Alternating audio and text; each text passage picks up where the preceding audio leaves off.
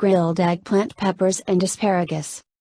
Ingredients: 2 tablespoons olive oil, 2 tablespoons chopped fresh parsley, 2 tablespoons chopped fresh oregano, 2 tablespoons chopped fresh basil, 1 tablespoon balsamic vinegar, 1 teaspoon kosher salt, ½ teaspoon black pepper, 6 cloves garlic, minced, 1 red onion, cut into wedges, 18 spears fresh asparagus, trimmed, 12 crimini mushrooms, stems removed, 1 pound, eggplant, sliced into 1/4 inch rounds, 1 red bell pepper, cut into wedges, 1 yellow bell pepper, cut into wedges.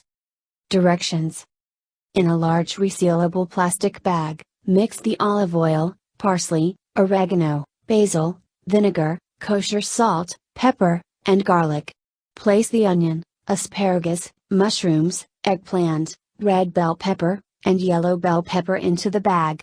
Seal, and marinate 2 hours in the refrigerator, turning occasionally. Preheat the grill for high heat. Lightly oil the grill grate. Grill the vegetables 6 minutes on each side, until tender.